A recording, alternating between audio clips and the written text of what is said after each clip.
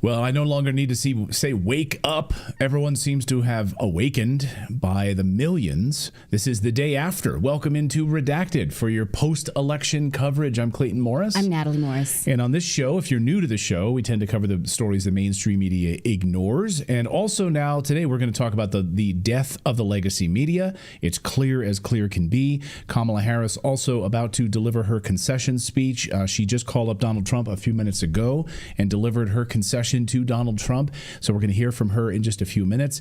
We're also going to talk about the liberal media. Right, and the blame game, how the liberal media refuses to look at themselves. I mean, I've been thinking about this nonstop. They lied about COVID. That was the main thing that descended their decline in trust. And then when they're full court press to prevent Donald Trump's election, and they refuse to acknowledge it. So we're going to watch this sort of amazing lack of self-introspection that they are displaying right now. Yeah, it's amazing. We're also going to talk about how they are despondent over Trump's legal challenges coming to an end. Seemingly, we're going to look at these because they're saying, oh my God, he just earned himself a get out of jail free card from the Monopoly Board. Is that actually the case? We're going to look at that. Yeah, it's unbelievable. And so we're also going to talk about the death of the legacy media. I think last night you saw the clearest sign yet that legacy media is on a total downward spiral. The numbers are in, and it's actually pretty stunning. We're going to talk about what that meant for everyone flipping over to MSNBC or Fox News, and all of those numbers have come in today, and it is bad. It is bad. And you know what did rise up, of course, was independent media. We had tens of thousands of you with us last night here on the show watching us, over 1 million in total, which was amazing. So thank you guys for that. It's really, really remarkable. So I see, let's see here in the chat here. Brady Sasbo says, guys, you got to be exhausted. I know you guys did a great job last night. Thank you so much to the tens of thousands of you that watched us last night. Thank all of you for joining us last night. We really, really appreciate it. But we had some coffee. We stayed up late. We were stunned. I loved watching MSNBC last night. It was like watching a funeral wake. Yes. Like, it was like the most amazing. They should have all just been wearing black, like we are right now. It's pretty remarkable. This is blue. Oh, that's blue? I'm wearing navy blue. Okay, is that blue? I can't really tell. Royal blue. Is that blue? I can't really tell. That's another movie line. Put it in the chat if you know it. It's kind of crazy. Take a look at this. This was this morning. We got a huge snowstorm here and in the mountains, and just walking. And it was just sort of amazing this morning to see sort of the beauty and the calmness, but also to see, there's my boy Grover, but then to see, yes, the avalanche that poured over all of any Harris and Waltz signs. It seemed like the Trump guys went out and like cleaned off all their Trump signs. So they're all like nice and like looking nice. The Trump flags and stuff that were all over the neighborhood. But the Harris and Waltz signs. In fact, there's one person I was watching who had their Harris and Waltz sign. They went out and just took it. It was gone. They were already removed it. The big one? Yeah. They're done. They're like, we're out. We're done. Yeah. Over. And, I was really upset when Trump won in 2016. So I know what this feels like to be so despondent and really think that he is a beastly monster that's going to take over the country. I get it. But if you look at the flip side, who is he surrounded with? Tulsi Gabbard, Vivek Ramaswamy, RFK Jr., who have promised such wonderful things like removing fluoride from the water, abolishing the FDA, which has lied to us about the COVID vaccine, ending foreign wars, shrinking the size of government, making the U.S. dollar actually backed by something, whether it's Bitcoin or gold or what have you. Those are positive things. Those are things to lean into. And the people who have lied in the most egregious way, that have caused children to be droned in the Middle East, children, innocent men dragged off the streets in Ukraine, dragged into a war that the United States wanted and has been planning for over a decade, military budgets that include drafts for men and women. That's why I was so excited to see the Democrats have their faces shoved in utter shit. So that is what I'm celebrating today. Less than a Trump win, but a Democratic loss. Also, we're moments away from... go ahead, Phil. Oh, sorry. I was gonna say, I had to like kind of explain to my daughter last night because she was pretty distraught. This is the first election she's voted in, and she was just like trying to understand why. And I was like, Kamala was never popular. Like nobody ever voted for her. They tried to skirt the fact that like she got what 4% of the vote and the primary she actually ran in. And so it's like, she was never popular. It's like, you can't, this is never going to work. You can't just force something on people like that. And that's the reason we have a primary, is so that the Democrats could put forth and choose for themselves the best candidate. They never had the chance to do that because the Democrats cheated by leapfrogging RFK Jr. and installing Joe Biden and then pulling him away. They never had a vote, and they haven't in over a decade. Go ahead, Philip, please. Yeah, I was going to say, it's been like 2008, I think, was the last time the Democrats actually had a proper primary. Yes. Because like after that, it was sort of they forced Biden on us, and then they tried to force Biden again, and then didn't end around. And then what happens is all these liberals get together in an echo chamber, right? This is why they hate X, because they can't have their echo chamber. So you had all the liberals that were on X, and they're like, we can't have this. We can't have people telling their opinions and free speech. We can't have this. We have to go over to Threads. Like, who the hell's using Threads? Are you kidding me? Or Mastodon? Yeah. Like, so liberals are like, we got to go have our own little echo chamber where we can't have any dissenting voices. And so they don't want to know that she was never popular. That, in fact, we're going to look at the numbers here in just a few minutes, and we're going to go through all of this because there are some stunning revelations about last night's win that's damning for Democrats who lived in this echo chamber. So we are just a few minutes away here. We're watching right now. Kamala. We're waiting for Kamala Harris to come out and to speak live. They're kind of testing the microphones right now. She's going to come out and give her big concession speech, and she already called President Trump a few minutes ago and delivered that speech. And what do you think liberals could do if they wanted to honestly navel gaze and say, what did we do wrong? Yes, they cheated so many times by dethroning Bernie Sanders, not installing Hillary Clinton, Steele dossier, creating a fake all Russiagate story. News. But it's not that liberals don't have some good ideas. So could they recreate their platform honestly? I don't see them doing that because of all of the warmongering, the cheating and the stealing, the murder. But how? What's left? They pandered to the DNC. They let the rulers in their party, that's who they're playing with, and those people don't actually give a shit if they win or not, because they still make the money. All of and so it's like what they're not doing is they do not actually appeal to their voters, and I think that's so. Why what do you think? Didn't like the given all the food is rotten in that refrigerator, what do you think is left in there? What's good that can be pulled out? What do you think, Philip? I mean, I think it'll be for people like my daughter and stuff like that to just sort of fight back. And fight their party. Yeah. But on what principles, though? Like feminism, or like what's left that is actually worth saving? Well, what you're hearing from the crying, which we'll get to here in a second, is they're taking away my freedom of choice, which that there's no evidence of that whatsoever. In fact, if you want to look at freedom more as a choice than anything right now, and states had their own decisions. Ballots passed last night, and choice was actually on the ballot in a lot of states that passed. For the issues. Yes. So like this idea of choice, like that's a big one, that he's a fascist, that he's Hitler, and the big thing, he's going to lock people up. No, I don't want to talk about the anti-Trump rhetoric of the Democrats. I want to talk about what is good that they have left in the refrigerator that's not You're spoiled. talking about liberals. Yeah, for Democrats. What can they build their party on now, since they've been cheating in their politics and they now are the party of censorship and war? What's left? Because they used to be the anti-censorship, anti-war party, pro-rights, all of those things. So I really want someone who's a Democrat to say, well, these are the things that are important to me. Let's build off of that. And I'm searching for that. Ask Jared Polis in Colorado, who is likely going to run against J.D. Vance in 2028. So get ready for that. Colorado, very interesting numbers last night. Colorado went immediately blue. As soon as they called Colorado, as soon as the polls closed, it was immediately called by the Associated Press. Jared Polis, of course, has set up like a blue wall in the West now, winning New Mexico and Colorado. Mark my words, he will likely be the Democratic candidate to go up against J.D. Vance in 2028. You better get to know his name soon. Multimillionaire, many times over multimillionaire. And you can look probably at how they won in Colorado on issues, on specific targeting and issues in Colorado. And I think it's going to be interesting to unpack that. And maybe that will be what the future of the Democratic Party looks like in 2028 is Jared Polis. We just got a super chat that says Natali for press secretary. No, thank you.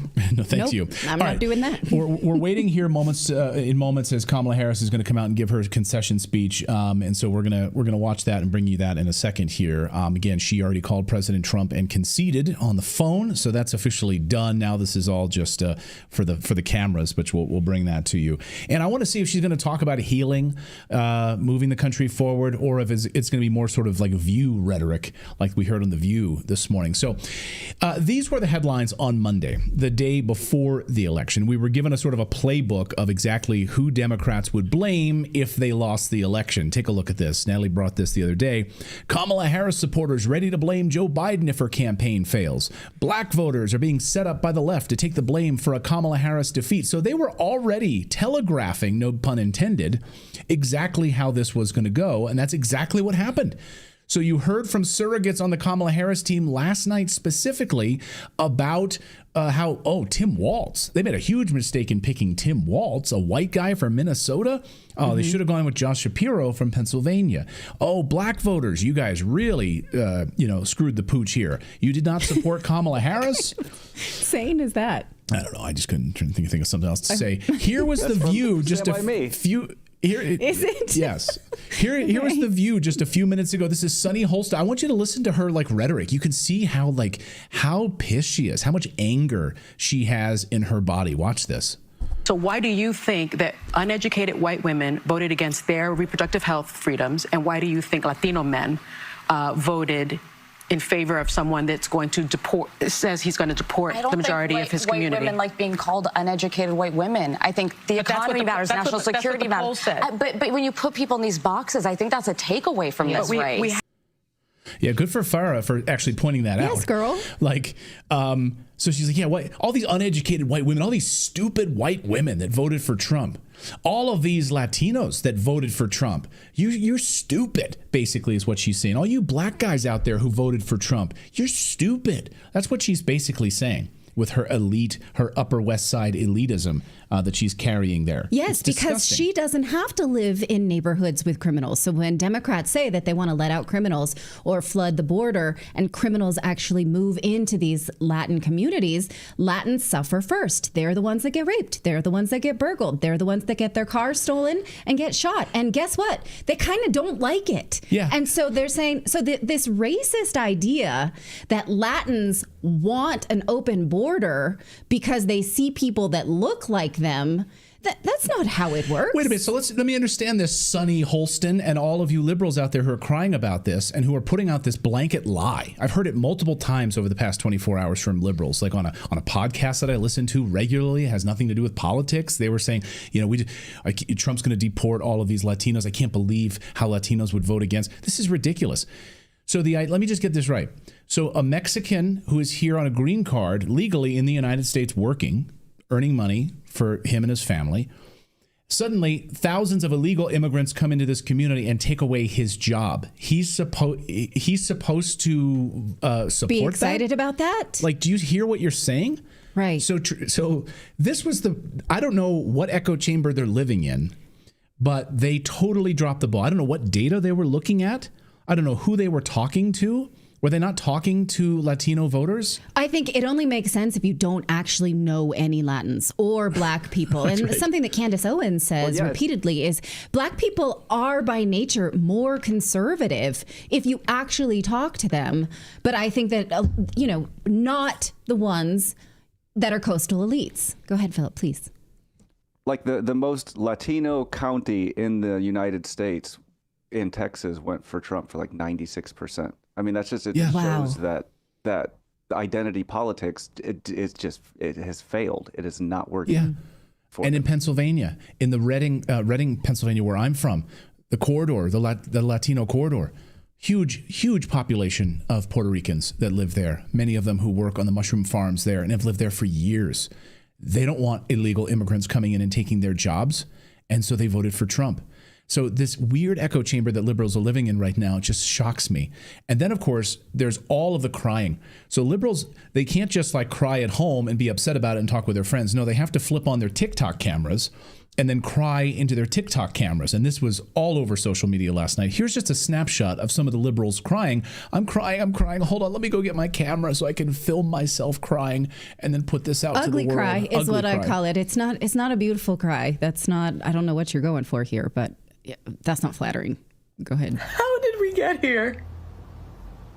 How did we get here? What in the Alice in Wonderland nightmares is going on right now? All I can say is how fucking dare you? If you voted for that man, if you voted for anybody other than Kamala and you live in one of the states that it was, close, or if you didn't vote, fuck you. Senate race. It's not going to happen. Go Kamala.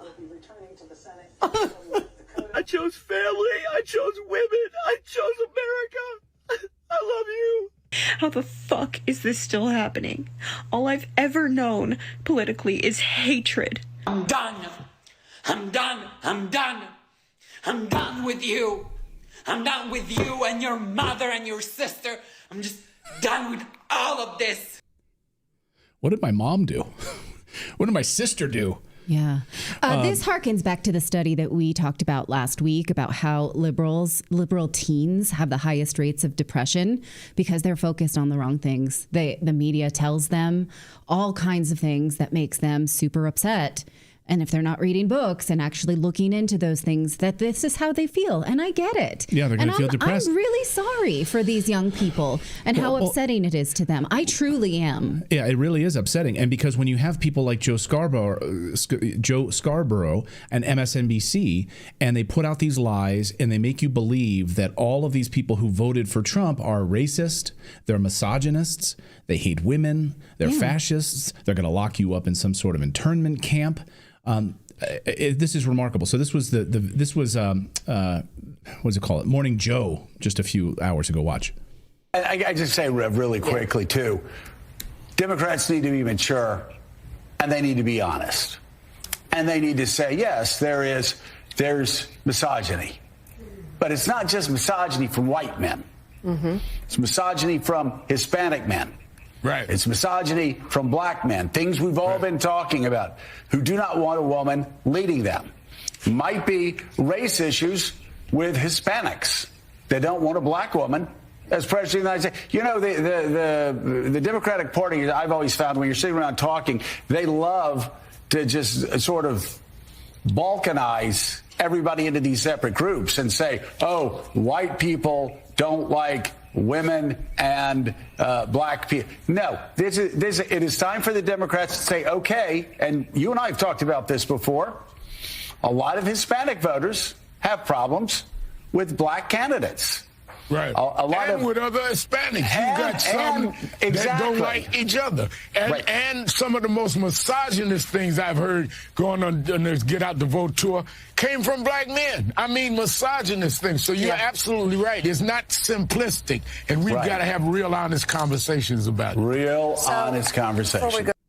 Yeah, real honest conversations. What examples? What examples? What does anybody know what black men said that was misogynist? So are they saying that when black men called out Kamala Harris's fakeness, when a lot of black men on videos and so forth, you saw it in polling interview and so forth, saying they thought she was phony. Yeah. So that's misogynist?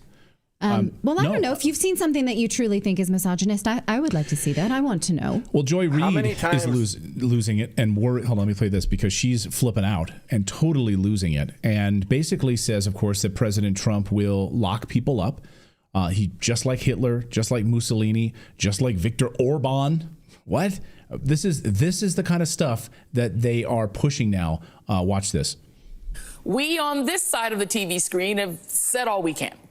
We've laid out the stakes in this crucial election, where one side stands for freedom while the other meets the textbook definition of fascism. namely, so you're all fascist. Far-right dictatorial regime like Hitler's Germany or Franco's Spain or Mussolini's Italy. I'm so glad they had that wall at the ready. South Africa before Mandela and the black majority took control, or Vladimir Putin's Russia, Viktor Orban's Hungary, or Nicolas Maduro in Venezuela today, that suppresses the rights of women and minorities, uses the military to execute the whims of a strongman dictator, and controls and suppresses the press, education, the arts, rewrites history to suit a favored and dominant racial class, and foments extravagant corruption. So do you hear yourself, Joy Reid? Freedom. Everything you just said is exactly what the Democrats did and have done. Suppression of the media, censorship, locking down freedom, vaccine mandates, using the military to strong arm the rest of the world. Yeah. That's what you've done. Cheating in elections, installing a puppet government. What the hell? So if we look at some of the numbers here, Harris had a 25-point edge over Trump with Hispanic females, was notably lower than Biden's 39-point advantage. So Hispanic females went for Trump in a way that they had no idea was going to happen, apparently. Overall, Trump won 45% of Hispanic voters nationwide. That's unbelievable, compared to 53% share that Harris had. That is a huge increase for Latino voters for Trump. But listen to this. Trump's share with Hispanics of both genders was up 13 percentage points compared to the 2020 exit polling. So he improved his position since 2020 dramatically. Also massively with black voters. Huge gains in swing state exit polling across the country. When we were watching Georgia last night, we were watching the black return votes in exit polling out of Florida. And we're saying, wow, these are stunning numbers out of Florida. Holy smokes. If this carries up into the Northeast, into Philadelphia, into Illinois, into New Jersey, into New York, this is going to be a sea change.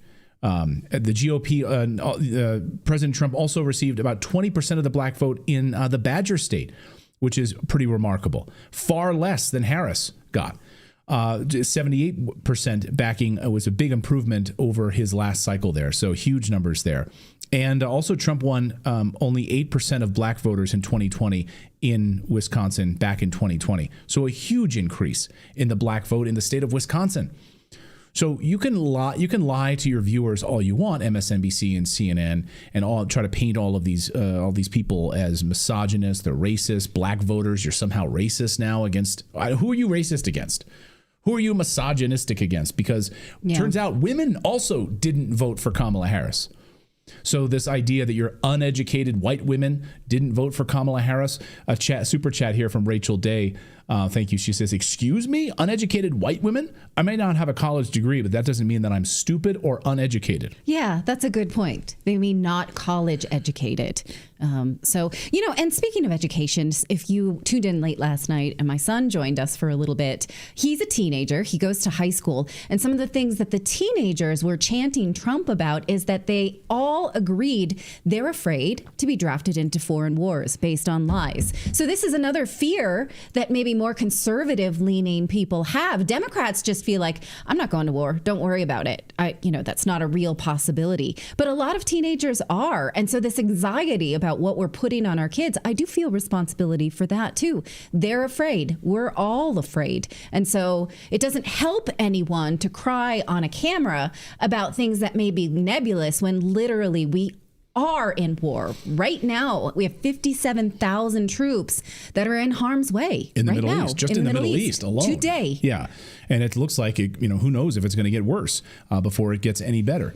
Also, it should be noted, too, so I'm curious about this because the Amish in Pennsylvania. So, again, the state where I'm from and next to Berks County where I'm from, they had Lancaster County, and you had a massive turnout. Upwards of 180,000 Amish voters coming out voting for the first time in a U.S. election, and they voted for Trump. Why did they do this? Are they racist? Are these like white Amish racists that came out and voted for Trump? No. You know why they did this? Because of government overreach. The Biden administration's overreach into the Amish community, telling one particular Amish farmer that he couldn't produce raw milk. Couldn't produce raw milk. And the Biden administration is involved in that. Meanwhile, our borders are wide open and tens of thousands of people are pouring into the country. But raw milk is what you're concerned about, just like Peanut the squirrel. So the Amish came out in droves. Are they all racist? Here was one exit poll. Here's speaking to an Amish person after a vote in Pennsylvania. Watch. And who are you voting for? Donald Trump. Donald Trump. Are you Amish? Can I ask? Awesome. Yep. And so the Amish are going to be coming out to vote this year? Some of them, yeah. What has caused so many of the Amish to register to vote this year? Probably just they want to get out and vote and make a difference. Mm-hmm. Yeah. Have you guys been affected this past 4 years underneath the Biden-Harris administration? I would say definitely, yeah. And in what ways has the Amish community been affected? One way is that with Trump, the Amish had, I would say, they had more freedom, and with the Biden administration, there was not, it started getting tighter and tighter. Tighter and tighter. All right, we're going to bring you Kamala Harris's concession speech here in a moment. But first, we want to tell you about our friends over at Ramp, because right now they are doing a fantastic thing for our viewers. Yes, they are offering $250 when you join Ramp. That's a sign-up bonus. There's no money off. It's time for saved employees. So what Ramp is a corporate card and spend management software designed to help you save time and money and put money back in your pocket. Ramp gives finance teams unprecedented control and insight into company spend. With Ramp, you're able to issue cards to every employee with limits and restrictions and automate expense reporting so you can stop wasting time at the end of the month and stop missing things. My father has a workforce of over 100 people at his office, and he had people who were abusing their company cards, and it took him months to find it because their software hadn't flagged it. But with Ramp, their accounting software automatically collects and categorizes expenses and can flag anything that seems not quite right. So it gives your employees the freedom to spend in order to grow your business, but not the freedom to take advantage. And Ramp will help you get started. They can issue virtual and physical cards in less than 15 minutes, whether you have 5 employees or 5,000. So right now, get that $250 off when you join Ramp. Head on over to ramp.com/redacted. One more time, that's ramp, ramp.com/redacted. Cards issued by Sutton Bank, member of the FDIC. Terms and conditions apply. Well, a few minutes ago, Kamala Harris called President Donald Trump and conceded the election. She just took the stage right now to deliver her concession speech. We want to bring that in live as it is happening right now. Love you so very much. To President Biden and Dr. Biden, thank you for your faith and support. To Governor Walz and the Walz family, I know your service to our nation will continue. And to my extraordinary team, to the volunteers who gave so much of themselves, to the poll workers and the local election officials, I thank you all. Look, I am so proud of the race we ran and the way we ran it. Over the 107 days of this campaign, we have been intentional about building community and building coalitions, bringing people together from every walk of life and background, united by love of country, with enthusiasm and joy in our fight for America's future. Joy. Yeah, how'd those coalition building and work? We did it. It's a total failure. That we all have so much more in common than what separates us. Now, I know folks are feeling and experiencing a range of emotions right now. I get it. But we must accept the results of this election. Earlier today, I spoke with President-elect Trump and congratulated him on his victory. I also told him that we will help him and his team with their transition, and that we will engage in a peaceful transfer of power. Oh, good. Oh, they're applauding that. So unlike the Obamas, who just destroyed computers. A fundamental principle of American democracy is that when we lose an election, we accept the results. That principle, as much as any other, distinguishes democracy from monarchy or tyranny. And anyone who seeks the public trust must honor it. This is a backhanded compliment. In our nation, we owe loyalty not to a president or a party, but to the Constitution of the United States.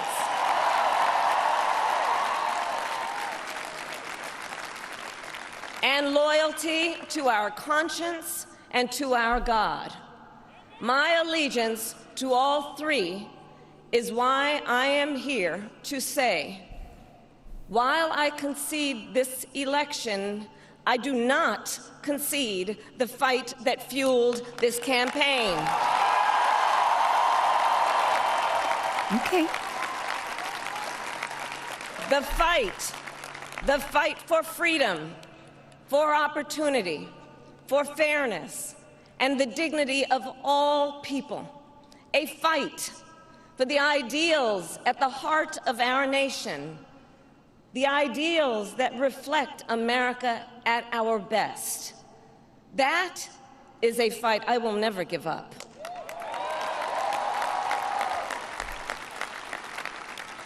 I will never give up the fight for a future where Americans can pursue their dreams, ambitions, and aspirations, where the women of America have the freedom to make decisions about their own body and not have their government telling them what to do.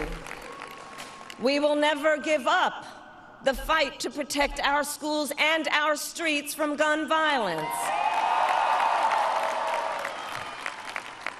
And America, we will never give up the fight for our democracy, for the rule of law, for equal justice, and for the sacred idea that every one of us, no matter who we are or where we start out, has certain fundamental rights and freedoms that must be respected and upheld.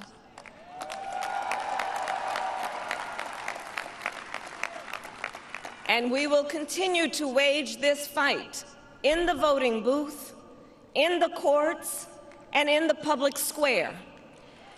And we will also wage it in quieter ways, in how we live our lives, by treating one another with kindness and respect, by looking in the face of a stranger and seeing a neighbor, by always using our strength to lift people up, to fight for the dignity that all people deserve. The fight for our freedom will take hard work, but like I always say, we like hard work. Hard work is good work. Hard work can be joyful work. And the fight for our country is always worth it. It is always worth it.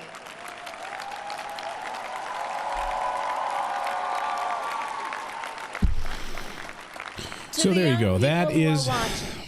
That's Kamala Harris and her big concession speech. So a couple of things there. I thought it was a fairly weak kind of endorsement of Tim Walz out of the gate. So who's going to be the future of the Democratic Party? I think I've said it earlier. I think it's going to be Jared Polis of Colorado. But you had a bunch of her surrogates last night trash talking at the campaign headquarters, trash talking Tim Walz as a stupid choice. Yeah. And they blamed him for her losing. And then she comes out and gives it kind of half-hearted. A couple other things that stood out, though. Go ahead.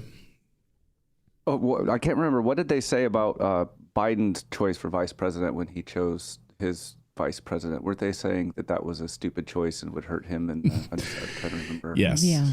Right. Yes, exactly. Yeah. I think that it's as sincere as she is capable of.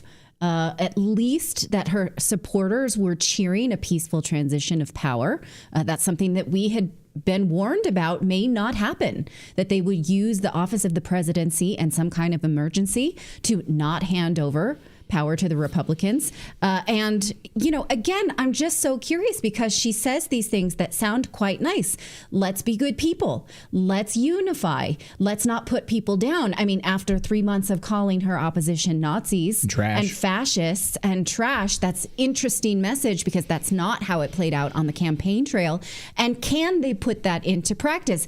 When you pick through the cupboards, what's left there that Democrats are running on? And I want to know what's not rotten there after all of that cheating, after all of that warmongering, after all of that censorship, after all of that speaking of freedom but leaving none behind. I'm curious what's left besides not a person but a policy. I want to know. Yeah, what is it that they can hang their hats on going into 2028? What is it, the rallying cry? Is it secure borders? Because that was not a policy they rallied around. They tried to step in on that at the last minute. The economy? Like what exactly? Lowering prices? Is that going to be your thing? Well, you could have done that over the past 4 years. So what is it? What is the policy that Democrats are going to hang their hats on? What are going to be the three sort of tentpole items that they're going to run on in 2028? It'll be interesting to see. But she did talk about the courts.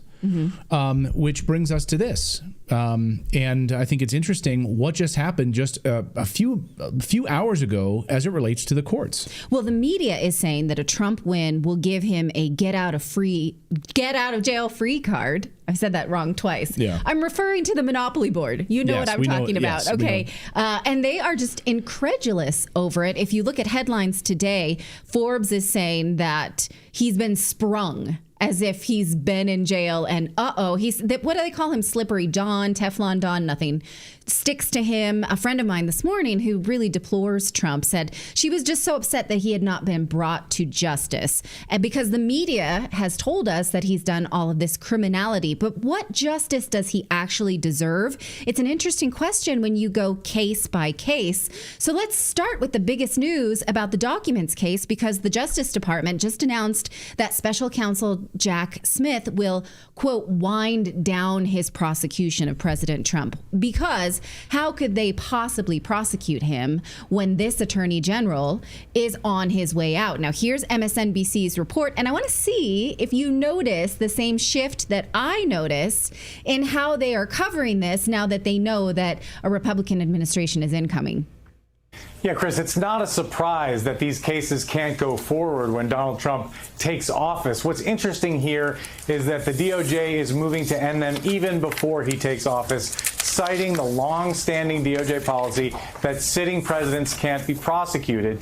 And there was some thought that maybe special counsel Jack Smith was going to sprint through the finish line, was going to work up until the last day, force Trump to fire him, wait till a new attorney general was appointed. But that does not appear to be the thinking inside the department. The thinking is that these cases can't go forward. There's no reasonable prospect of getting to trial within the 3 months before Donald Trump takes office. These cases are mired in legal issues that would be appealed all the way to the Supreme Court had Donald Trump lost the election. So now that he's won the election, DOJ officials are thinking that, look, there's just no room to move in these cases. And so the sensible thing to do is to figure out a way to wind them down. And it may stem from Donald Trump's lawyers filing some kind of motion or making a request saying in light of the DOJ policy, you need to drop these cases. Now, there are a few wrinkles here, one of which is that the classified documents case includes 2 other defendants who are not subject to that policy. And it's been dismissed, obviously, but that dismissal has been appealed.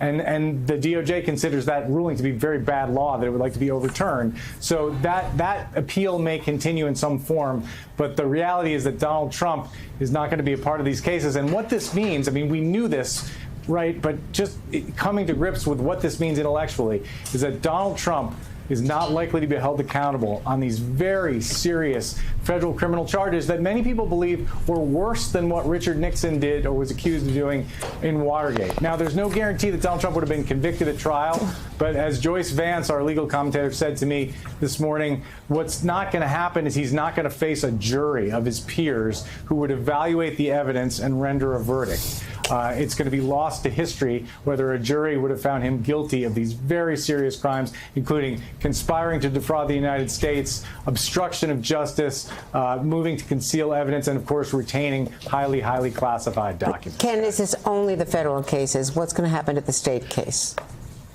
Well, Andrea, Donald Trump's lawyers are going to make the same arguments in the state cases. Now, the Georgia case is mired in its own miasma and is not really going anywhere. The New York case, obviously. The New York case, right. So Judge Merchan is facing a sentencing hearing. He's going to have to decide, and there may be an argument from Trump's lawyers that he should not pass sentence in that case, given that Donald Trump is about to take office as president.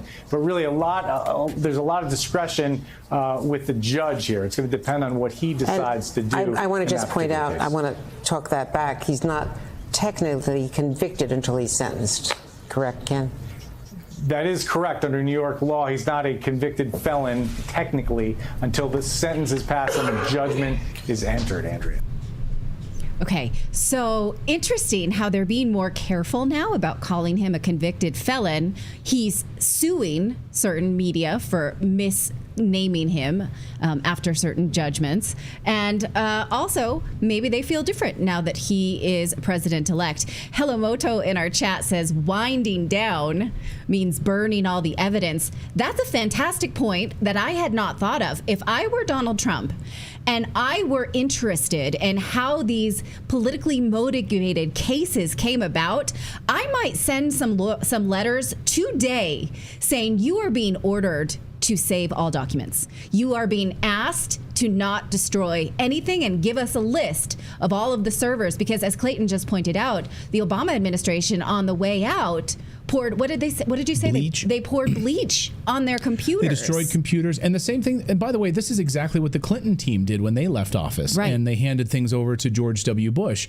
They destroyed the computers. They removed W's from all of the keyboards so that they couldn't type the W on their keyboards. They went through the entire West Wing and destroyed the keyboard so they couldn't do their work. Like, how is that legal? So you might want some kind of, hey, someone's got to come in, just take note of everything you've got, and then I'm going to want to see that. I'm going to be subpoenaing, that's not a good verb to say, subpoenaing.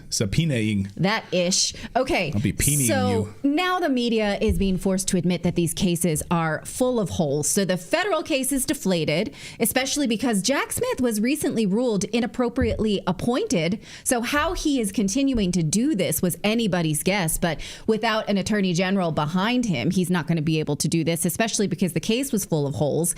It's interesting that MSNBC says many people think this is worse than Nixon, but we're not prosecuting Joe Biden because he's in office and senile. So that's okay. If you are okay with not prosecuting Joe Biden, you have to be okay with this case winding down. The Georgia case, severely compromised and flawed. We've talked about that a lot. We thought maybe it was the strongest filing against President Trump, but it has the weakest legal team given that they're all sleeping with each other. So we'll see where that one goes. Now, the state case in New York over the Stormy Daniels entry is facing sentencing, and the oh-so-compromised Judge Merchan will most likely be forced to either back down or issue some kind of fine because it's sentencing trial that's coming up, which was moved.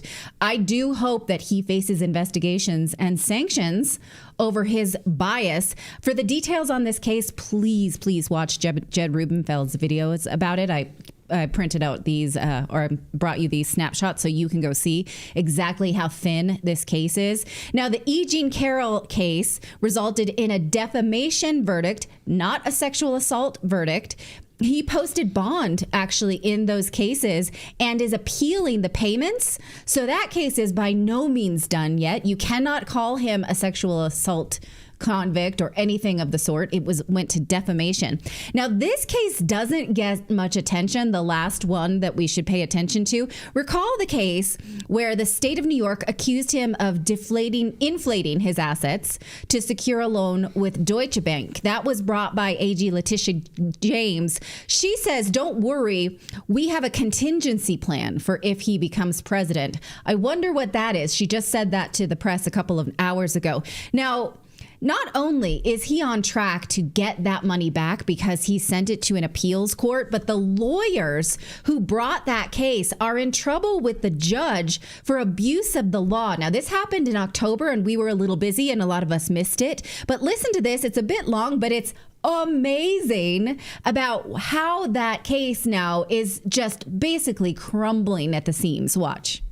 So the Trump fraud case went before the appellate court this week, and by the time it was over, the closing arguments of the Democrat lawyers was just them begging to not get sanctioned. So look, many people aren't aware that the Trump fraud case went before the appeals court this week. And if you don't know how an appeals court works, there are 5 judges that sit in judgment for these cases. And they basically let the prosecution and the defense both lay out their cases. And their job is to consider whether or not the case was worth hearing in the first place. And it went so badly for the Democrat lawyers that by the end of it, their closing arguments was just them begging to not get sanctioned. So they argued a ton of different things throughout this case. But the biggest thing was the judges kept interrupting them. They kept saying, hold on. Can you find me one other time in history where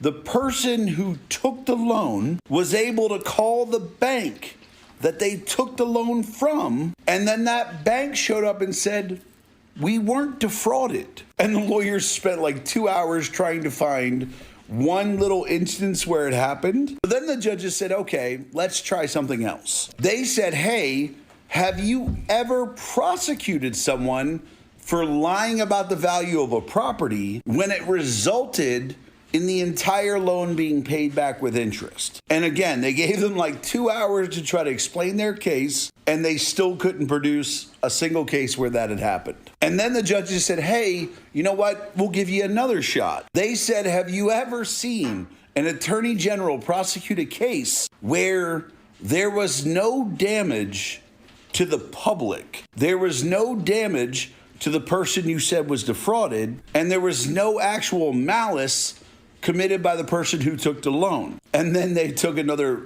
like 6 hours on that one. And by the end of it, the judges were like, so you don't have any instance of that happening? And then by the time they were done, the judges were like, I don't even know if this is a case that should have been brought. And they said, look, y'all might need to be sanctioned for bringing this case in a malicious manner. One of the judges actually said, I have come to believe that since a case like this has never been brought in the history of the country, not only New York, that you have only brought this case because the person was running for president, which would put you afoul of not only multiple regulations regarding the law, but would also run you afoul of electioneering interference. In fact, at the end of it, when they got to give their closing arguments, instead of arguing the value of their case, instead of arguing that like we should have been able to bring this case because of X and Y and all this shit, they actually just said at the end, we hope that the court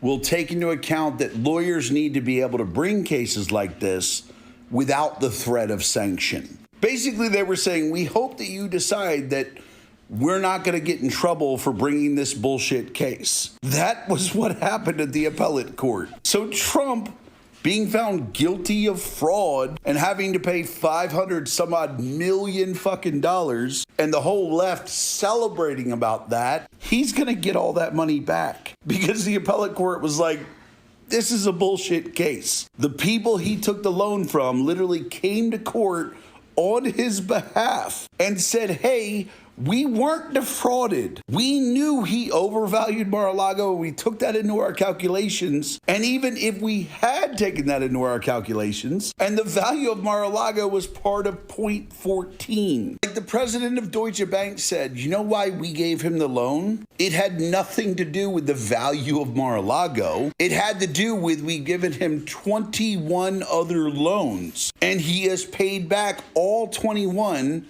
with interest. We were giving him the loan regardless of the value of anything. And that's where the appellate court was like, how do you have a case? Deutsche Bank literally said we were giving him the loan regardless. And that's when they started begging to not get sanctioned. So yeah, that's what happened with the Trump fraud case this week. Going really well for the Democrats. That guy did an amazing job. Yeah. Let's hand it to him of summarizing that. And so we can see where the wind is blowing, that if lawyers have used the justice system politically motivated, they may start getting in trouble. And I have an appetite for that because we are supposed to be assured equal protection under the law. And clearly that has not been the case in many of these legal cases. So we're waiting for that to that appeals decision sometime in November. Will the wind blow in his favor and he will get that money back? Now, I think it's fairly obvious to everyone who studies these cases that they were politically motivated. Go ahead, David. Would that, set a precedent? Like, if they're going after him for defrauding the United States, that's us, right? Why can't we go after the government for defrauding us of $36 trillion? Yeah. Well, because citizens need permission to sue the government under federal law. Otherwise, they'd be sued all the time. So, okay. Let me know what you think of this case by case. Did he get out of this? Is he getting a free pass? Is it a get out of jail free card? Or I think my opinion, when I look at these cases, case by case, and it becomes very blaring and apparent that they were politically motivated, I think he showed up. He hired lawyers. He paid the lawyers. He fought on his own time. He paid up when the system required him to pay up. He showed up for subpoenas. He complied with discovery. He trudged through litigation hell. What a nightmare. So let me know what you think. Did he actually go through hell and come out the other side? And this is supposed to work this way? Or is he actually slippery and won himself a pass? Let me know. All right, we have more news to get to. We're going to talk about the death of the legacy media. Yeah, the numbers were unbelievable last night, the death of the legacy media. So, yeah, it's remarkable. So we'll show you that in just a second. But first, we want to tell you about our friends over at ExpressVPN. Let me tell you something. This is an app that I use every day here on Redacted. So does Natalie. We both use it. We wouldn't be able to do this show if it wasn't for ExpressVPN. It's an amazing VPN service that allows us to access news websites and information because of censorship laws. So this is what people are dealing with on a regular basis. We know that there are people that live in France that can't even watch our show unless they use a VPN. That's how these crazy governments are limiting our access to information these days. ExpressVPN is incredibly simple to use and set up. We have it set up on all of our computers. We use it every day. All you do is click the on button, boom, you're connected. So you can pick and choose which country, which node you want to connect to. If you need to jump on in the United States, you can choose from, of course, a whole list of locations through the US, Europe, around the world. It's totally up to you.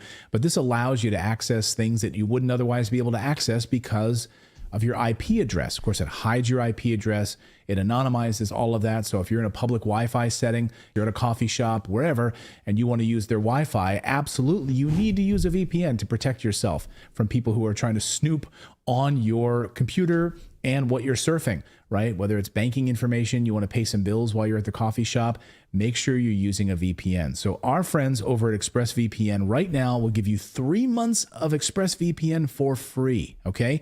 Just go to expressvpn.com/redacted to get an extra 3 months of ExpressVPN for free. So go to expressvpn.com/redacted. Find out how you can get 3 months of ExpressVPN for free.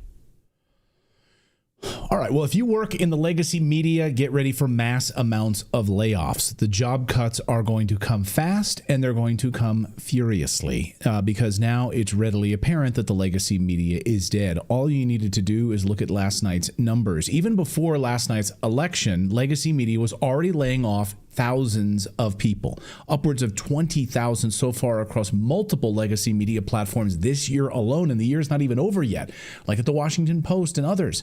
And so they do these layoffs at the same time they're trying to gain new subscribers. So you see how this works? They have to keep cutting the fat. They have to keep cutting all of this because no one's reading their publications. How many of you are actually buying a newspaper publication right now? Actually, tell me in the chat room right now, how many of you are actually have a newspaper subscription? Do you subscribe to the New York Times? Are you paying the New York Times? Are you paying the Washington Post? Are you paying the Seattle Post-Intelligencer? I love these old 100-year-old names. Are you paying for any of this sort of legacy media stuff anymore? This is the Hollywood Reporter last night. So you think, oh, election night, right? all of people are going to be tuning into Fox News and MSNBC and CNN. No. Election night viewing drops sharply in these early Nielsen numbers. Fox News did lead all the networks, but overall, these numbers plummeted compared to 2020. And it's worse for news media as the layoffs continue to pile up one after the other. It's funny the news media layoffs keep piling up one after the other. Worse since the financial crisis, with all of these tens of thousands of media layoffs. Last night I tweeted this. You can follow me on X if you'd like. Here was my X post last night after the election. Tonight's election marked the death of the legacy media. Elon Musk's X trounced all of them. And it really is true, because when you look at the record usage last night for Twitter X, the amount of people that were getting their information from independent media and citizen journalists was off the charts. Elon Musk posted this: record usage of this platform. And he also wrote this: the reality of this election was plain to see on X. While most legacy media lied relentlessly to the public, you are the media now. Please post your thoughts and observations on X. Correct others when they're wrong, and we will have at least one place in the world where you can come to find the truth. And it's really shocking when you think about it, because without X during this election, it's very probable that Kamala Harris might have won this election. Well, yes, because the Biden-Harris administration has censored and removed users and speech and topics that they did not like. What would be to prevent them from continuing to do that had we not had the Twitter files and litigation to stop them? And how would we have fact-checked and been able to call BS on them, right? This is, of course, why the Harris campaign we revealed last week went to such great lengths to basically manipulate X community posts by flooding them with a Discord server that they used, and they would marshal people to jump on to these community posts and downrank them once they published lies. So when the Harris campaign was publishing lies, we were wondering, why aren't there a lot of community notes here on X? It's because they were manipulating this, because they knew they were lying and they wanted to cover up their lies. And frankly, without X as a free speech platform, she might have won this election. I think it's very probable that she might have. And where else would we have gone to get this information? We know that YouTube certainly has censored quite a bit of stuff during the elections. Maybe as a posting platform, I'm talking about X. Facebook? No way. TikTok? No way. Maybe Rumble, Reddit, just for video content, but no posting text-based content. Where are you going to find it? Go ahead, Philip. Reddit was like flooded with Kamala bots that were posting like in all kinds of subreddits with just pictures and stuff like that. Just like it was flooded with it. Yeah, and Elon Musk brought up a great point when he spoke to Joe Rogan about fact-checking about, when legacy media lies to us, like Rachel Maddow gets on television and lies to us, or the New York Times lies to us, they don't ever come back and make corrections, and they don't ever apologize for it. And in many ways, it's sort of like the Mark Twain quote, right? That a lie can travel halfway around the world before truth has a chance to put on its pants. And that's what, covering up the Hunter Biden laptop story, telling us it's Russian disinformation, and then amplifying those signals, then you have President Biden winning an election. So here was Elon Musk talking about this fact-checking. Obviously, anyone on the X system knows that things are posted, and then there are replies and there are rebuttals, and it's immediately corrected. But where are the corrections for the legacy media? Right. If some broadcast media, they say false things all the time, but it's a one-way street. There's no rebuttal. There's no counter. Right. Right. Who's apologized for being incorrect about what? Did Rachel Maddow ever apologize for telling everybody that if you get the COVID vaccine, you're never going to get COVID? It won't. The virus stops with you. No, never. Never. Yeah. No one ever. It's just. It was not true at the time. There was no evidence to support it at the time. It's pure propaganda. And she said it. The Russiagate hoax. For 3 fucking years, they said that he was Putin's toy. Yes. And that Putin had him compromised. The Steele dossier. Steele dossier was completely fabricated by a lawyer at Perkins Coie, who was paid by the Clinton campaign. Literally. Crazy. And still people think the Russia hoax is real. And there's no repercussions. Yes. No one had to apologize. Hillary Clinton never came out and apologized for that, and people still listen to her. The whole thing is crazy. Yeah. And it's all coming from the left. Yeah, it's all coming from the left. So the legacy media is grasping at straws. You're going to see massive amounts of layoffs. David Sachs tweeting this just a few minutes ago, or just late last night, excuse me. This is a bankruptcy moment for legacy media. They shrieked Nazi, fascist, traitor, insurrectionist at the top of their lungs for years. The country didn't believe it. Their spell is broken. Their credibility is destroyed. It's a new dawn. The sad thing is that most of them have to be fired in order to start telling the truth, or if they start telling the truth, they get fired. We saw that with Tucker Carlson, who started to tell the truth about the war in Ukraine, lost his job at Fox. Then we saw that with Chris Cuomo, lost his job at Fox for something else, started to become responsible for his own research instead of parroting the narrative of the network. And then all of a sudden he knows what's what on his own independent channel. So could it be, or should it be, that those of them who are lying the loudest should be punished, sent back to the drawing board, and then and that is my experience too, that when we became responsible for our own message, because we are independent media, that forced me to study harder, and it broke the stronghold of the mainstream media narrative. So that you shouldn't have to go through that much pain because you're trying so hard to not study truth. So they owe us apologies but they will instead get fired first. But I was just looking at some of our numbers last night, and go ahead, Phil. Go ahead, David. I was just going to say, I wish that we had the ability. So like a lot of you will watch YouTube videos, and our videos a lot, you'll see that they put this little disclaimer at the bottom quoting either Wikipedia or CDC or whatever. Imagine if we could go to news sites and do that same thing on their stories. We would be we would be fact checking them a lot more than they do us. But we don't.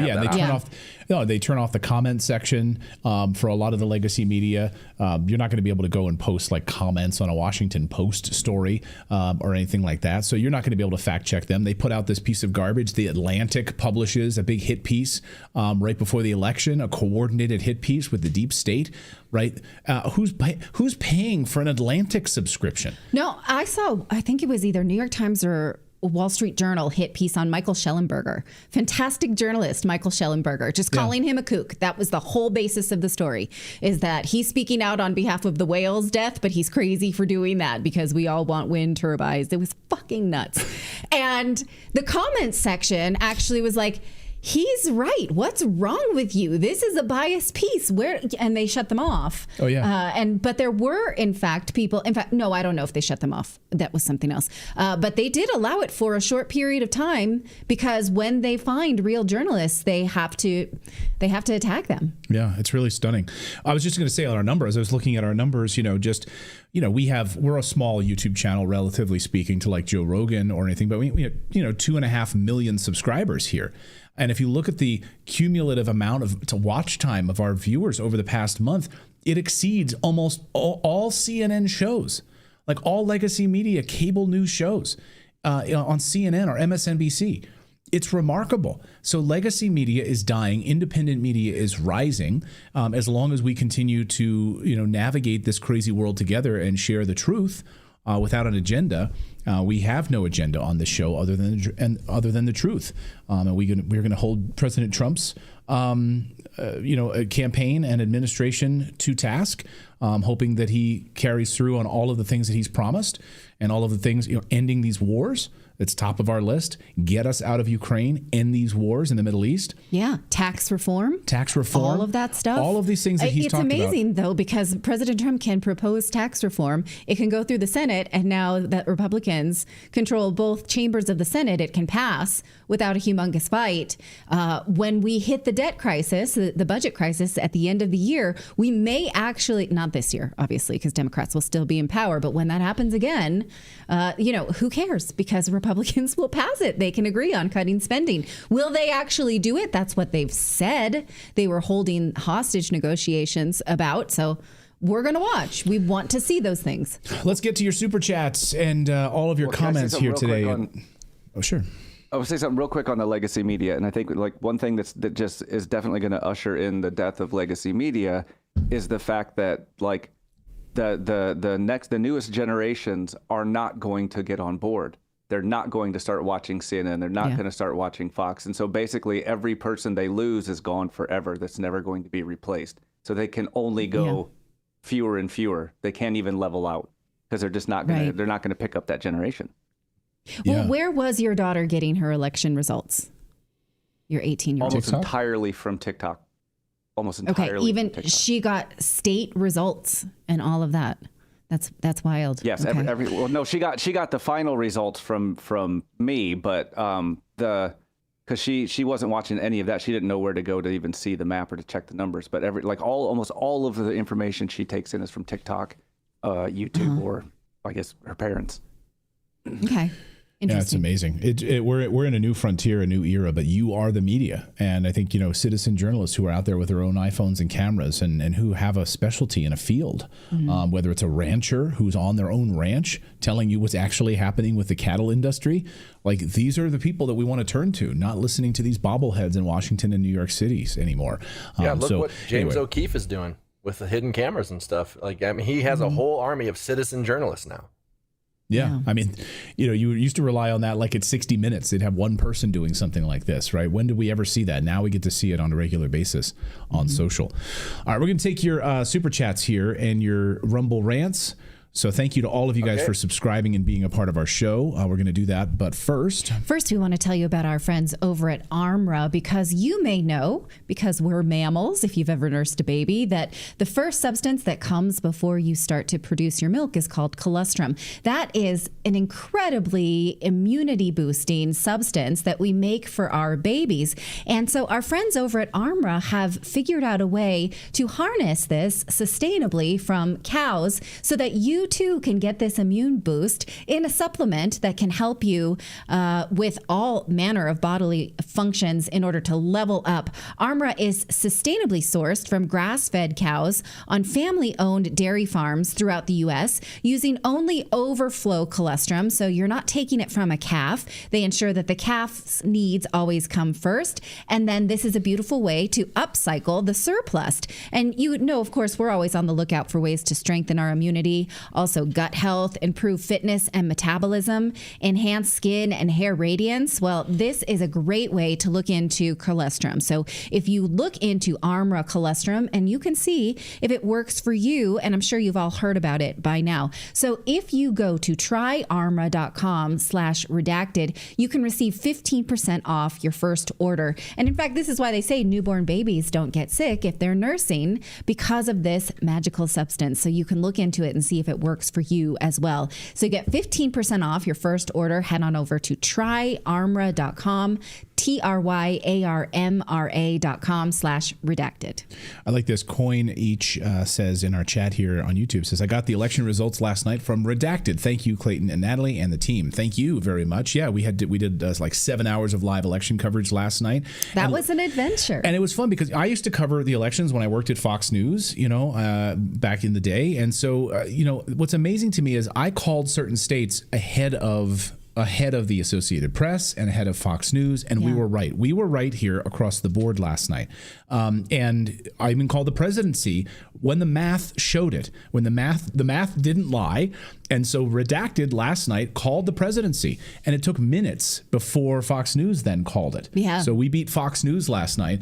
All it took was the math calling these races. So again. And then after we shut down, Clayton stayed up all night waiting for MSNBC to call it because they just could not do it. They refused to. They were denying reality. There was a lot more boob conversation on our stream than there was on Fox. I guarantee it.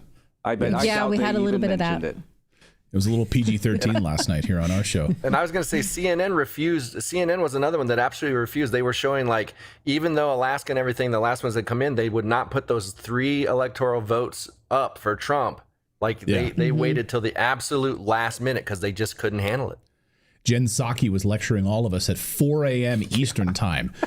Chucky, I call her Chucky. She looks like Chucky. And she's like, we have integrity here at MSNBC. So our decision desk is not going to call the election. We have rules and integrity. So we're not going to call it for President Trump, because there's still lots of votes coming in. And they're all asleep right now. All right, let's get to some super chats and Rumble rants here. All right, I'll go through the Rumble rants first. Tal Zelma, thanks for the show. You both must be exhausted. Yeah. Yeah, and we had a huge snowstorm, and we're in another snowstorm is about to hit tonight. Another big snowstorm. So tonight's one of those nights you want to like sit by the fire, read a book, and then just go to bed early. Yeah, I'm gonna sit and stare at the wall with my mouth agape when this show is over today. And I'm just gonna throw food into it. Okay. My mom calls it doing the salmon when you're so tired that you fall asleep with your. Here's a little funny insight. When Natalie and I travel together, which is often, and if one of us falls asleep, like in the airplane seat, the other one will take a photo of them. Like I have a whole album of Clayton doing the salmon on public transportation. So do I. I have a whole photo album of her, like. and then we text it to her. She was like, "Oh, you ass." Marriage. Okay. Marriage. All right, go ahead. Sorry, Dan. From The Alchemist 19. Kamala's acceptance of Trump's results may be a psyop to create a narrative of cordial concession before taking action against him. I was listening for that. Yeah, we don't know, but let's take a break from that. I know. We all want like a breather from that. I mean, but I am concerned. I've said it now for months. What will the deep state do? Will the deep state allow him to become president of the United States? And you brought up Letitia James in New York. Like she says, we have a plan. Yeah. Like we have a plan what the before hell does he becomes that mean, president. girl? So what the hell does that mean? You're not a king, a queen. So how's that going to work? And then Mr. Mike, after last night, X should no longer be referred to as formerly Twitter. Yeah, I agree with you. Like, I know, it had its puberty. We all sort of still, because it's hard to say, an X post or, whatever you say, is you call them posts instead of tweets. And so we're ingrained in saying that for 13 years or whatever it was. And last night, it struck me like a lightning bolt, because I still do that sometimes. When Jen Psaki, or Chucky, as I call her, said last night, she's like, I know Elon over there on X or Twitter or whatever we're calling it now. Like, she did it so derisively, and she just like, whatever we're calling it now, and I was like, wait a second. No. It's been 2 years now. He changed the title of this company. Yeah. It's now X. Like, we should all just call it X from now on. Sure. And stop being so derisive about it. Yeah. I just get confused with like retweeting and tweeting. I don't know what to call that now. Xing and re-Xing, posting and reposting. Repost. Yeah. Repost. That's a hard one for me to get. Yeah. Twitter is the maiden name. That's why you should just go to Reddit. You should just go to Reddit. Never. All right, we got 3 pages of super chats, so you guys buckle up. Here we go. You ready? Okay. Yeah. And I might have to duck out because it's snowing and pick up my daughter at elementary school here. So Natalie might round it out and I might be back. Because Clayton has a big boy car. So I got to take the truck. Okay, Go ahead. All right. Commie's reign is over. I love the thumbnail. The fake news tried so hard to keep you restless, but not showing results. But what about the House race? Why is it still at a standstill? Good questions on the House. Yeah. All right. $5 from Dan Foster. Thank you so much. Ski season time is what I deduce from your profile pic. $5 from Mike Matt. The House, Senate, SCOTUS, the White House is a royal flush, ladies and gentlemen. Yes, it is. It's a royal flush. All right. From Lunze. Reading the fake news about Trump is like reading a ransom letter in a movie. The letters from here, another letter from there, compiled into one. Yeah, it's garbage. Total garbage. Okay, Red Gorilla, 199 pounds. Thank you. Will Trump stop funding Israel and Ukraine? That's what I'm hoping. I see Zelensky on there begging, basically, for an audience with Trump. He literally this morning said, I look forward to congratulating Trump personally, meaning fly me back out there, dude. I need to make a pitch in person. I need to get my popularity back. Please, President Trump, do not do that. Yeah. Do not. I'm begging you to not do that. Do not bring that little corrupt ape into the United States on our taxpayer dollars anymore. The last time the United States Air Force flew him here and then put him up nicely, and as he begged for billions of dollars more. Mustard Seed. Hey, Kamala, who's laughing now? Thank you, Mustard Seed. Louis Block. I like that. Is it in China or is that? It looks like. Or is that in Japan? It looks like Japan. Maybe it's hard to see. Loved your show last night. Thank you, Louis. Thank you very much. Is that Luis or Louis? I always get confused. Inga Pevsner. Thank you from Ingrid. Inga, I appreciate that. William, $47 super chat. Thank you. Thank you for the hard work and well-thought analysis. Thank you so much. We really appreciate that. $2 Canadian from Sean Dakin, who is the Joker. There is still lots more BS to come. Yes. Yeah. Yeah. Yeah, I know. We're all sort of sitting in this like maybe a little honeymoon period right now. Oh, Kamala came out today and conceded, and she said she wants a peaceful transition of power. Right. Okay. Is this really going to happen? Yeah. We'll see. $20 from Jazz to Country. Thank you very much. We appreciate that. $2 from Jerry Hernziv. Thanks for all you do, Redacted. Thank you. Thank you very Jerry. much. Ray Patrick in our chat here on YouTube says, hey, you guys are oozing with beautiful, radiant confidence. Oh, thank you. Thank you for that. Yeah. All right. $9.99 from Titan. PSA to men, young and old, read the book Wild at Heart by John Eldredge. Do you know this one? John Eldredge. I'm going to look it up right now. Wild at Heart by John Eldredge. All right. Put it on your Goodreads. I will. All right. Thank you so much. $2 from Country Mama. Thank you for always truthful, investigative journalism. Thank you very much. We work really hard to deserve you. I hope we continue to do so. $5 from Johnny Badman. These results have me feeling hopeful about what can be no longer burdened by what has been. Indeed. No longer, we're unburdened. $49.99. Thank you so much from the USPA Nationwide Security. Independent journalism to the rescue. I feel like we're in very good company. I'm encouraged by that. Thank you.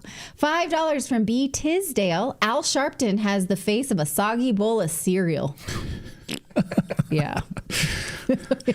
By the way, I just bought that book. Thank you for the recommendation, the John Eldredge Wild at Heart book. I just picked that up, so thank you for that. It's called Wild at Heart: Discovering the Secrets of a Man's Soul. So I like the sounds of that. Should I not read it? Yeah, you don't need to. You're not a man. Okay. You don't need to move in on my territory. All right. That was what this election was about. Okay. Maddie England, based wall. Thank you. Are you talking about our wall here? Our based wall? Thank you, Dan, for your $2 super chat. Is that a based wall behind us? I like it.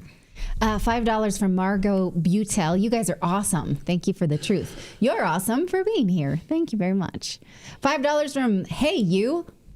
Actually, I think it's pretty smart when you don't get yourself 6 figures into debt and being brainwashed before starting your career. Yes, indeed. Oh, I agree. But because we're talking about college-educated women. Right? Oh, yeah, exactly. Yeah. And so, are they, they're responsible, or uneducated women are to blame for the results of the election? You know what I watched the other night? I saw an ad from, it was a black woman, and she talked about learning the electrical trade, and she became a tradesman. I don't know what the correct terminology is, but she got her, she joined whatever. Some certification. Yeah, to become an electrician. And she said it's a direct path to the middle class. I'm able to provide for my family and learning this trade. And I frankly think, you're seeing that with plumbers and carpenters and electricians, that they're making really good money. And there's no discussion about this. You know, we all, go to college, get $100,000 in debt, and then go get some liberal job somewhere. It's like, imagine if we had more people who could do the hard skills and do the great carpentry work, like Philip on our team. You know, that's what I did. I apprenticed under an Australian master carpenter and went through journeyman. I mean, so I'm technically a journeyman finish carpenter, but I'm sitting here instead because it's more fun. It's easier on the body. But if I need cabinets, I know who to call. Yeah.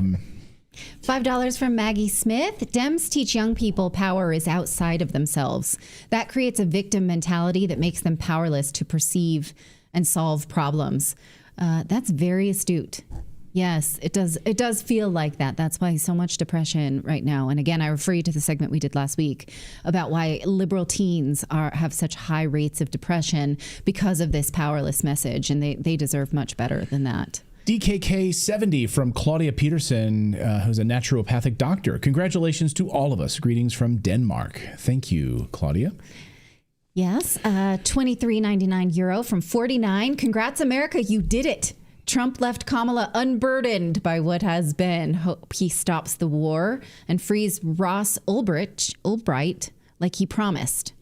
I'm not familiar with that case. Are you? Ashley Marie says, Natalie, unrelated to the topics, I just wanted to compliment your hairstyle. Your color and curl is so beautiful. Oh. I appreciate you and Clayton so much. Thanks. Thank you to the Redacted team. Thank you, Ashley. It was a good holdover blowout from election night. I just combed it out. If you want a girl talk, we'll do that later. Yes. Thank you very much. She loves a good compliment on her hair. All right, Kevin, $10 super chat. Her acknowledgement of Waltz was very weak at best. Yeah, in her concession speech, her sort of acknowledge him. Carol Roth posted on X. Okay, ladies, if you want to become POTUS, do not pick a running mate named Tim. So, yeah, Tim Kaine. Tim Kaine, Tim Walz. Like, you know what's so funny? No Tims. Like, I usually can remember details about elections going back like decades because I'm kind of crazy like that, and I love this stuff. Let's quiz him. And I love this stuff, but I can name running mates. I could not for the life of me figure out who Hillary Clinton's running mate was. I was like, I can't remember. You and I couldn't. We both couldn't remember. We had to Google it took us a while to come up with Tim Kaine. We did have to totally forgettable. Yeah. All right, Clayton, it's snowing. You need to. All right, okay. I'll do this last one, and then you can take Natalie's solo. Joseph Johnson. He can't stand it. I know, because I love the show. I hate leaving the show. Go. I love the show. Joseph Johnson. Do it safely. $10. What is truly terrifying is the extent to which the Dems will lie, cheat, deceive, and distort the truth about everything. Thank you, Joseph Johnson. I appreciate it. Yeah. Okay, Clayton out. I'm going to go pick up my daughter in the truck in the snowstorm. You guys do the super chats. Don't push me away. Don't push me away. You're out of here. Okay. She literally kicked me out of here. Coming back. Go. Coming back. You have to do this. So, when we moved, Clayton got a big truck.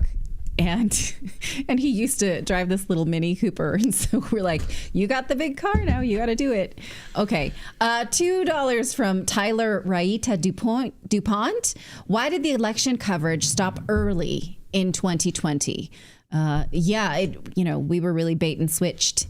If that's a verb, also, I'm using it. Hey, nobody asked. Also, why were there 20 million votes that suddenly appeared out of the blue and they didn't show up last night? There's 20 million that showed up in 2020. Right, 20 million Democratic voters. Did they all die of COVID? No, I have a really serious question about that. Why did they choose not to use those 20 million? Like, what happened last night? Where did they go? Where did they all disappear to? Mm-hmm. And why did they not pull them out of their back pocket last night? Good question to ask. I'll leave you with that, my friends. Bye now. Bye now. You with that. Bye now. Okay. Go on. Okay. Thank you for that. Okay. 199 pounds from Gervais McMonigal. Hi from Ireland. Hello. I'm so curious how people in the UK and Europe woke up to these election results. Like, did a lot of them stayed up with us last night? But what was that like, waking up to that news? $9.99 from TJ Lewis. We won the battle. Remember, we're still in a war. Stay frosty. Yes. Yeah, we need to stay vigilant. $2 from Sailing Prepper Dark Secrets. Hello to you. My only news subscription is Redacted as an email. Thank you very much. And I'm shocked that we even got the newsletter out this morning. It was so exhausting and just so much news. So thank you for subscribing. You too can subscribe for free to Redacted News at redacted.inc. It's a free newsletter. No upselling of anything. Just comes the same day as the show. $5 from Little Things. Oh, I missed that one. Oh, sorry. Sorry, that was me. No, that was me. Thank you, Redacted. In a world where the news is so partisan and censored, we would not be this well informed, and you do it so respectfully. Thank you very much for saying that. What a nice compliment. Fully automatic cameras. Thank you so much. We, the people, are burned out and tired of hearing the lies that have been coming out of your mouths. Time to turn the page. Clean house now, America. Yeah, liars get punished or apologize. That's the only way this should go. $20 from New Zealand, Carl Moffat. Love you guys. Love you right back. Thank you so much for being here. $1.99 from Marco. Go GG's Redacted. What's GG's? Do you guys know? I mean, GG is usually good game, but I don't know what GG's are. Yeah. Okay. Cool. Good game to you. €5.99 from Crypto Yoda. You're the best. Thank you so much for your hard work. Love you. No, I love you, Crypto Yoda. And Mike Lee, $25. Combat veteran and a coal miner from Kentucky. Never complained, kept my head down and keep grinding, but I did wake up with huge weight off my shoulders. Thank you for saying that. Yes, I think that a lot Grim? of... yeah. Grim confirmed it's good game. So. Oh, okay. Good game. Thank you. Good game to you. And thank you, Mike, for sharing that story. USPA Nationwide Security. Thank you for the $99.99 super chat. Independent journalists are the unsung heroes who saved our republic. Let's hope we still have a lot of saving to do, but we're in good company. I'm proud to be doing this. $5 from Muse and Spews. Meet Kugo is a 3.5 pound and a rat terrier teacup to the Chihuahua mix. Is that the little guy that's in your profile pic? Rat terrier, yep. Not a rat. Not a rat at all. Right. Okay. Terrier teacup Chihuahua mix. Super cute. All right. $2 Canadian from Kenzie Kraken. Multiple MAGA is next. Trudeau was a wreck in QP today. Okay, yes. I know that Canadians are super jealous that we kicked out our authoritarian leaders. So you go do that next. Let us know how we need to help you. I would love to see that. Maybe we can hear from David Creighton this week. We'll have to have Clayton reach out. Yeah. See if we. I would love to. And reaction on. Yeah. Yeah. And I want to have Ralph Schulheimer on as well, see how Europeans are taking this. So I think a lot of them feel hopeful that liars and authoritarians would be kicked to the curb. All right, from Little Things, CG, or is that CG? After causing the issues, Kamala said she would fix them day one. I wonder if she'll pretend she never said it and go back to causing more damage. Right. I mean, you're still in office, girl. Like, you still can do stuff. I think she forgets that she actually has a job. It's pretty wild. Okay. And Colin G, thank you to the entire Redacted team for reporting factual, unbiased news. I'm reading these from a screen that's far, and I'm using reading glasses. That's not really all that much better. I need progressives. Christina Renee, thank you so much for that $9.99. Starting to feel unburdened by what has been. That one keeps on giving. It doesn't get old. Thanks to everyone at Redacted for your amazing election coverage last night. Thank you so much for being here. Thank you for joining us. £4.99 from Vic Zucchini, the underdog. Natalie, talk about getting news from real people. I grew up on a farm with cows. There's no such thing as overflow colostrum. It's always taken from the calf. Okay, we should look into that. Thank you for letting me know. Because, we'll have to look into what is overflow colostrum. Okay, 10 Australian dollars from Melissa. Thank you, Clayton and Natalie. My parents and I watch you every day. Thank you, Melissa. Thank you for saying that. Hello to your parents. $5 from Ronald Vaught. Great job with the honest coverage and integrity. Keep it up. Thank you very much. Appreciate that. 1111. Ooh, that's a lucky number. Thank you very much. From John Venturini. When your campaign used the tagline, obviously, what was obvious is that it came off as condescending and you lost the White House. Obviously. Yes. Thank you for that. And thank you, John. John's a friend of mine. So hi, John. Oh, hi, John. Excellent. $9.99 from Mr. Wink. Hello. Thank you very much. Very much appreciate that. And $5 from John Hamilton. Been following y'all for 2 years now. Y'all are doing great. Keep it up. Thank you so much. And thanks for continuing to come back. We really appreciate it. And I'm not sure what that currency is. 500 from Stella KN. Oh, from Kenya, East Africa. Thank you for your service from Kenya, East Africa. Thank you very much. I really appreciate that. And $2 from Fully Automatic Cameras. Maybe Whoopi, Joy, and Sunny can just shh now. Yes, I want to kind of watch the pain right now. I did enjoy that. And the fact that they just don't get it is fun. So, and especially I went back and watched them sort of with their faux outrage over the garbage comment, the Puerto Rican, and you, Donald Trump, and you don't get it, and moving their head around, and I'm going to tell you this. And it just doesn't age well. And it was beautiful. Milos Ivanic, 5.99 euros. I hope he keeps his promises. No more wars. Serbian here. Me too. I just don't know. So we have to stay on it. We have more work to do. $4.99 from Jim Burns. When are we going to see the new studio? Hopefully in the spring. Probably not before the holidays. Thanks for asking. And $2 from fully automated cameras. Natali, 2028. Thank you for that endorsement, but no, thank you. Couldn't do it. Don't want to. Also, not just because I'm a journalist. I'm not a leader. Also, I don't like to stay up late. So there's no way I could campaign, and I get weird in front of people and awkward and always say the wrong thing. So I would be shit on the campaign. I know that about myself. Kamala Harris had to learn it the hard way. 1999 from Peppermint Saki. The talking points in her concession speech was everything her campaign was not. And the only time she's ever made sense. That's what I thought, too. Clayton was kind of, fiending over there. But I was like, actually, I'm glad she said those things. Why was she not saying them all along? Let's be a good person after calling people Nazis and fascists. Okay.